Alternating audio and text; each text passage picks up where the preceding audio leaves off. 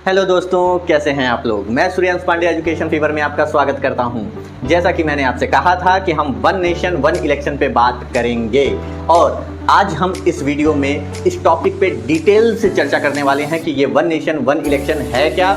तो आपको बता दें कि हमारे प्रधानमंत्री माननीय नरेंद्र मोदी जी ने वन नेशन वन इलेक्शन के लिए एक कमेटी का गठन किया है, जिसकी अध्यक्षता हमारे जो पूर्व राष्ट्रपति थे रामनाथ कोविंद जी वो कर रहे हैं। और ये देखा जाएगा कि क्या और कैसे इसे लागू किया जा सकता है। तो आइए जानते हैं कि ये वन नेशन वन इलेक्शन है क्या, ये किन किन लेवल्स पे इसको लागू कराया जाएगा।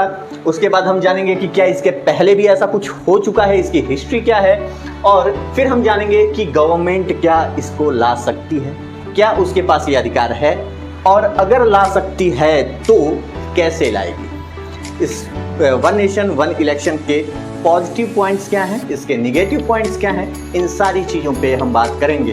क्या विश्व में ऐसे कोई देश हैं जहां पे ये सारी चीज़ें फॉलो की जा रही हैं? तो चलिए सीधे इन सारे सवालों के जवाब जानने के लिए जुड़े रहिए हमारे साथ। तो आइए जानते हैं। सबसे पहले तो बात कर लेते हैं कि ये वन नेशन वन इलेक्शन है क्या। आपको बता दें कि वन नेशन वन इलेक्शन का मतलब ये कतई नहीं है कि पूरे देश में एक साथ एक ही दिन चुनाव होगा। जी नहीं, हमारा देश इतना बड़ा है कि यहाँ पे आप एक साथ एक ही दिन चुनाव तो कराने का कोई सवाल ही नहीं है। हाँ, इसमें प्रोविज़न ये है कि जो सेंट्रल लेवल पे जो हम गवर्नमेंट चुनते हैं और स्टेट लेवल पे जो हम गवर्नमेंट चुनते हैं, ये दोनों ही गवर्नमेंट हम एक टाइम में ही चुन लेंगे। क्या ये बात समझ में आ रहा है? यानी हम सेंट्रल लेवल के लिए अलग जाते थे, यानी जब जो है आप नरेंद्र मोदी जी का चुनाव करना होता है उसके लिए अलग वोटिंग करने जाते थे, और जब हम स्टेट लेवल पे चुनाव करने जाना होता था तो उसके लिए अलग जाते थे। अब ऐसा नहीं होगा। ऐसा करने की कोशिश की जा रही है कि क्या इन दोनों को एक साथ लाया जाए। क्या एक ही बार आप जाइए और सेंट्रल गवर्नमेंट पे कौन सी सरकार रहेगी, स्टेट गवर्नमेंट पे कौन सी सरकार रहेगी, ये दोनों चुन लीजिए। ठीक है, तो ये है वन नेशन वन इलेक्शन। उसके बाद अगर हम बात कर लें कि ये किन किन लेवल्स पे ये सारी चीज़ें होने वाली हैं, तो आपको बता दें कि ये केवल और केवल सेंट्रल गवर्नमेंट और स्टेट गवर्नमेंट पे होने वाला है। लोकल गवर्नमेंट यानी म्यूनसिपैलिटीज या पंचायती चुनाव में ऐसा कुछ भी नहीं होने वाला है। ठीक है, तो ये सेंट्रल गवर्नमेंट और स्टेट गवर्नमेंट पे ही होगा केवल। उसके बाद बात कर लेते हैं कि इसकी हिस्ट्री, यानी वन नेशन वन इलेक्शन क्या इसके पहले भी कभी हुआ है? तो जी हाँ, इसके पहले भी हुआ है। आपको पता है कि हमारा संविधान जो है 26 जनवरी 1950 से लागू हुआ था, और जो हमारा पहला जनरल इलेक्शन था वो 1952 में हुआ था। तो 1952 में सेंट्रल गवर्नमेंट और स्टेट गवर्नमेंट दोनों के चुनाव एक साथ हुए थे। उसके बाद 1957 में हुआ था, उसके बाद 1962 में हुआ था, और 1967 तक ये कंटिन्यू रहा। ठीक है, लेकिन इसी दौरान बीच बीच में कुछ ऐसे गतिविधियां हुई जिसके तहत जो है स्टेट गवर्नमेंट ब्रेकडाउन हो गया। और जैसे मान के चलिए आपका जो है 1964 से लेकर 1967 में केरला में प्रेसिडेंसी रूल लगा दी गई। 1967 से 1968 हरियाणा में प्रेसिडेंसी रूल लगा दिया गया। 1968 से 1969 जो है आसाम, पंजाब और वेस्ट बंगाल में जो है प्रेसिडेंसी रूल लगाया गया। और 1968 से 1970 तक यूपी में भी प्रेसिडेंट रूल लगा था। तो आप देख रहे हैं कि अगर यहाँ पे ब्रेक होगा, और आपको पता है कि आर्टिकल 356 के तहत प्रेसिडेंसी रूल लगाया जाता है, और उसमें ये प्रोविज़न है कि अगर सब कुछ सही हो जा रहा है तो 6 महीने के अंदर चुनाव होना है। तो हम एक अगले चुनाव तक के लिए वेट नहीं कर सकते थे। तो इस वजह से उनके इलेक्शन क्या हो गए, जल्दी हो गए।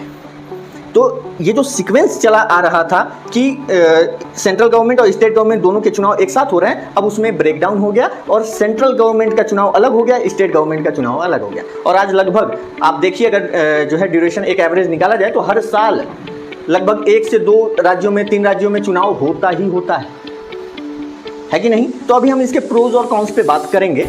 फिलहाल चलते हैं अगले क्वेश्चन पे कि कैसे, क्या ये सरकार वन नेशन वन इलेक्शन जैसा कॉन्सेप्ट ला सकती है? तो इसका आंसर है जी हाँ, बिल्कुल ला सकती है, और ऐसा पहले भी हुआ है। तो अभी लाने में क्या दिक्कत है? और आपको बताएं, बहुत सारे ऐसी एजेंसीज हैं जो इसको सपोर्ट कर रहे हैं, जिनकी डिमांड भी है कि वन नेशन वन इलेक्शन जैसे कॉन्सेप्ट लाए जाए, और इसका फायदा भी है। ठीक है, हालांकि विरोधी जो विपक्षी पार्टी हैं वो इसके जो है नकारात्मक पहलुओं को भी सामने ला रहे हैं, और इसमें नो डाउट इसमें कुछ जो है निगेटिव पॉइंट्स हैं, और हमें उसे भी टैकल आउट करना पड़ेगा, उस पर भी हमें बात करनी पड़ेगी। इसीलिए जो है ये कमेटी बनाई गई है ताकि एक बीच का सॉल्यूशन निकालें, और ये आसान नहीं होगा लाना। आपको बता दें कि how government will bring it, कैसे लाएगी, तो इसके पीछे कई सारी चीजें हैं। पहली बात कि आपको सारे राज्यों से बात करना पड़ेगा, एक समन्वय बनाना पड़ेगा उनके बीच। उसके बाद आर्टिकल 368 के तहत आपको स्पेशल मेजॉरिटी से इस बिल को पास कराना पड़ेगा और कई सारे आर्टिकल्स में आपको चेंजेस लाने पड़ेंगे। जैसे आर्टिकल 83 कहता है कि लोकसभा जिस दिन से रूल करेगी वहां से लेकर 5 साल तक उसका शासन रहेगा। और आर्टिकल 85 जो है, प्रेसिडेंट को यह अधिकार है कि वो लोकसभा को भंग कर दे। 172 अगर आर्टिकल देखा जाए तो वहां पे राज्य सरकार में जो लेजिस्लेटिव असेंबली है वो जिस दिन गठन होगी वहां से 5 साल तक उसका टेन्योर है। लेकिन 173 में गवर्नर को यह अधिकार है कि वो क्या करे, उसको भंग कर दे बीच में, या प्रेसिडेंशियल रूल जो आर्टिकल 356 है उसके तहत भी भंग किया। तो इन सारे आर्टिकल्स में कुछ ना कुछ चेंज लाने पड़ेंगे। उसके साथ साथ चूंकि ये स्पेशल मेजॉरिटी का बिल है, उसके साथ साथ कम से कम 50% ऑफ द स्टेट को भी इसके लिए अग्रीड होना पड़ेगा कि भैया ठीक है हम अपने यहाँ चुनाव करा देंगे। अब आपको बताएं कि सब आगे पीछे है, तो कहीं पे चुनाव आगे हो जाएगा, कहीं पे पीछे हो जाएगा, तो इन सारी चीजों पे हम निगेटिव पॉइंट्स पे हम बात करेंगे। आइए सबसे पहले बात कर लेते हैं कि इसके पॉजिटिव पॉइंट्स क्या है, यानी वन नेशन वन इलेक्शन अगर होता है तो उससे हमें फायदा क्या होगा। तो सबसे पहले तो लोगों की भागीदारी बढ़ जाएगी। आपको पता है कि 5 साल में कम से कम 2-3 बार तो जो है ऐसा होता है कि हमें चुनाव में शामिल होना है। एक स्टेट की मैं बात कर रहा हूँ, जैसे मान लीजिए सेंट्रल लेवल का अलग जा रहे हैं हम जो है वोटिंग करने, उसके बाद स्टेट गवर्नमेंट का अलग जा रहे हैं, फिर लोकल गवर्नमेंट पे अलग जा रहे हैं, तो हम उसको ज़्यादा सीरियस नहीं लेते, है ना।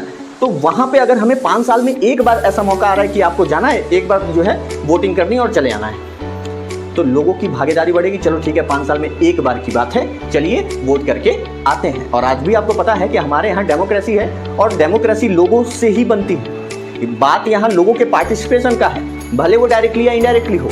तो लोग ही अगर उसमें इन्वॉल्व नहीं होंगे तो कहाँ बात का डेमोक्रेसी, है कि नहीं। तो इस वजह से लोगों की भागीदारी इसमें बढ़ जाए, इसके लिए जरूरी है। दूसरा, अगर हम बात करें कि जो मॉडल कोड ऑफ कंडक्ट लग जाता है, जिसे हम जो है आदर्श आचार संहिता कहते हैं, उसकी वजह से जो डेवलपमेंट है कंट्री का उसमें भी बाधा आती है, उसमें रुकावट आती है। कैसे आती है, तो आपको बताएं कि जब सेंट्रल गवर्नमेंट का चुनाव आएगा तो 2 महीने पहले ये डन हो जाएगा। जो इलेक्शन कमीशन है हमारा, वो कहेगा भैया आदर्श आचार संहिता लग गया है, अब आप कोई नई स्कीम नहीं ला पाएंगे या कुछ नया इनिशिएटिव आप नहीं कर सकते हैं। ऐसा क्यों किया जाता है, तो ऐसा इसलिए किया जाता है ताकि रूलिंग गवर्नमेंट जो है उसको एक तरफा फायदा न मिले, फ्री एंड फेयर इलेक्शन हो पाए, तो इसके लिए आचार संहिता लागू की जाती है। अच्छा, तो अभी मान लीजिए सेंट्रल गवर्नमेंट का हुआ तो 2 महीना उसमें ब्रेक हुआ, फिर स्टेट गवर्नमेंट का होगा 2 महीना उसमें ब्रेक होगा।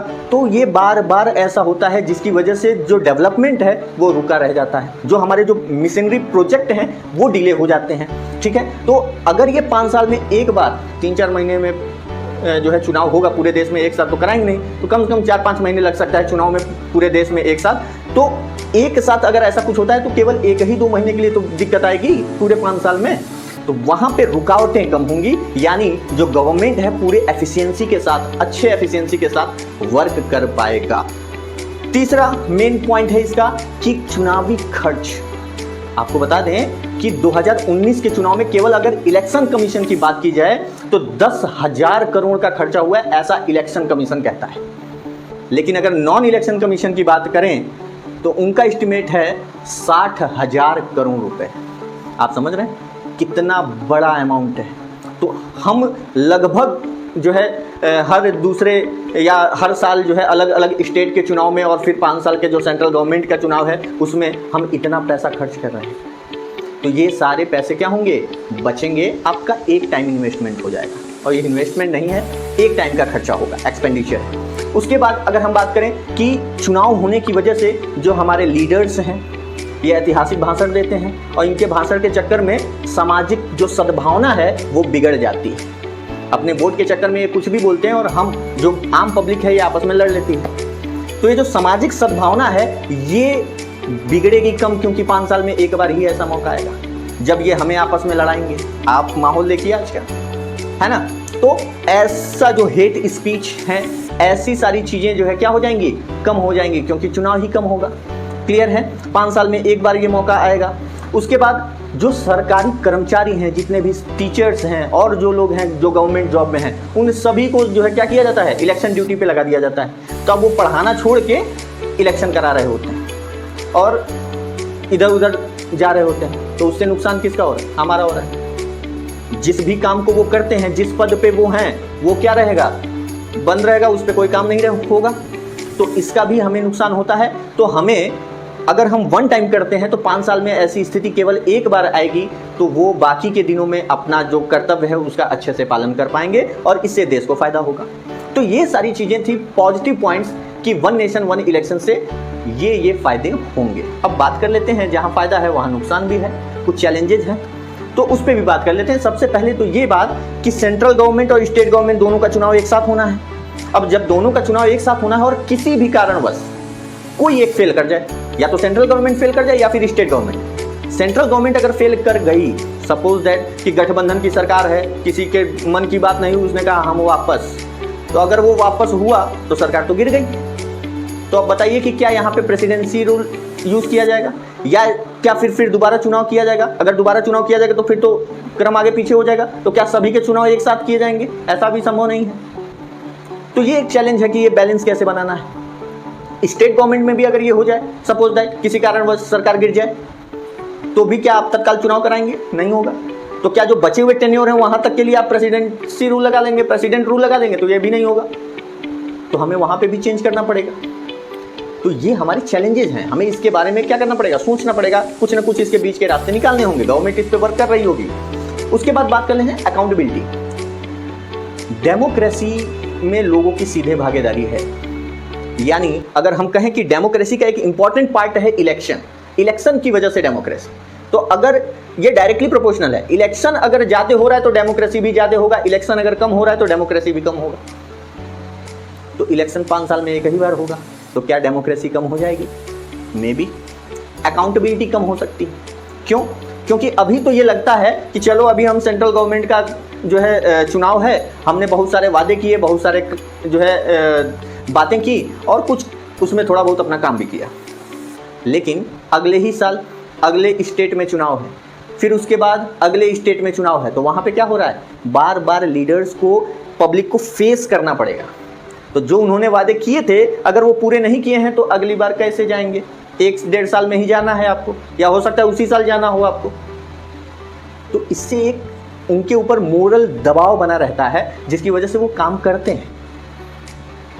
अकाउंटेबिलिटी उनकी फिक्स होती है कि चलिए ठीक है, आप लीडर हैं, आप इस देश के जो है आप अपनी जनता का प्रतिनिधित्व कर रहे हैं, तो आपकी अपनी कुछ जिम्मेदारियां हैं और आपको उसे पूरा करना पड़ेगा, क्योंकि दोबारा जाना है आपको। तो जब 5 साल में एक बार चुनाव होगा तो एक बार जीत गए, चलो एक लंबे समय तक के लिए हम फ्री हैं, अकाउंटेबिलिटी आपकी कम हो जाएगी, है कि नहीं? दूसरा चैलेंज ये है कि जो रीजनल इश्यूज हैं, जैसे लोकल लेवल पे जो हमारी नीड्स हैं या जो हमारी डिमांड हैं, क्या वो नेशनल लेवल पे वो मुद्दा बन पाएगा? क्योंकि दोनों ही चुनाव एक साथ हो रहे हैं, तो जितने भी नेशनल इश्यूज हैं वो रीजनल इशू को क्या कर देंगे? दबा देंगे, उनकी बात ही नहीं होगी। हम सीधे बात करेंगे क्या? देश और विदेश से अपने रिश्ते, भारत पाकिस्तान होने लगेगा, और उसी के बिहाफ पे क्या हो जाएगा? सेंट्रल गवर्नमेंट चुनी जाएगी और उसी के इन्फ्लुएंस में स्टेट गवर्नमेंट भी आगे निकल लेगी। तो इसका भी इम्पैक्ट पड़ेगा जो रीजनल स्टेट पार्टीज हैं या जो रीजनल पार्टीज। उसके बाद बात कर लें कि कुछ ऐसे लेजिस्लेटिव काउंसिल हैं, लेजिस्लेटिव असेंबलीज हैं जहां पे चुनाव कराने का समय आ गया है। जैसे आप महाराष्ट्र और हरियाणा में देखिए 2024 में चुनाव होना है, बिहार और दिल्ली में 2025 में चुनाव होना है, और राजस्थान और मध्य प्रदेश इसी साल चुनाव है। तो क्या जो राजस्थान और मध्य प्रदेश है इनका चुनाव टाल करके हम 2024 कर दें, और जो महाराष्ट्र या हरियाणा में तो 2024 होना ही है, दिल्ली और बिहार वाले चुनाव को और पहले करा लें? क्या वो इसके लिए राजी होंगे? ये इतना आसान है?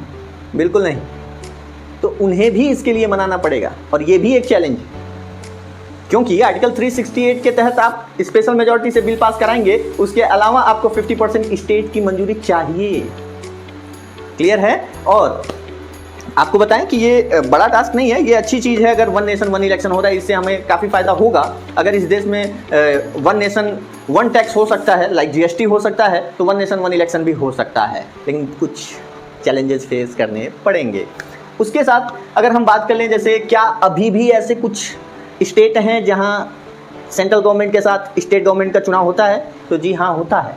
आंध्र प्रदेश, अरुणाचल प्रदेश, उड़ीसा और सिक्किम, 4 ऐसे स्टेट हैं जहां सेंट्रल गवर्नमेंट के साथ साथ स्टेट गवर्नमेंट का भी चुनाव होता है। तो ऐसा नहीं कि हम ऐसा कभी किए नहीं हैं या ऐसा होता नहीं है, हम कर सकते हैं। चैलेंजेस है तो उसका कोई ना कोई सॉल्यूशन भी होगा। उसके बाद अगर हम बात करें कि क्या नेशनल लेवल पे ऐसे कई देश हैं, कुछ देश हैं जहां पे ऐसा होता है, तो जी हाँ, ऐसे देश हैं साउथ अफ्रीका और स्वीडन। साउथ अफ्रीका में 5 साल पे चुनाव होता है और उनका भी सेंट्रल लेवल और स्टेट लेवल दोनों पे चुनाव होता है। हाँ, लोकल लेवल पे 2 साल के बाद होता है। क्लियर। स्वीडन में अगर देखा जाए तो सेंट्रल लेवल, स्टेट लेवल और लोकल लेवल तीनों पे हर 4 साल पे चुनाव होता है। जिस साल चुनाव होना होता है ना, उसके उस साल सितंबर के सेकंड संडे में चुनाव होता है। वहाँ हर 4 साल के बाद सितंबर सेकंड संडे चुनाव होता है।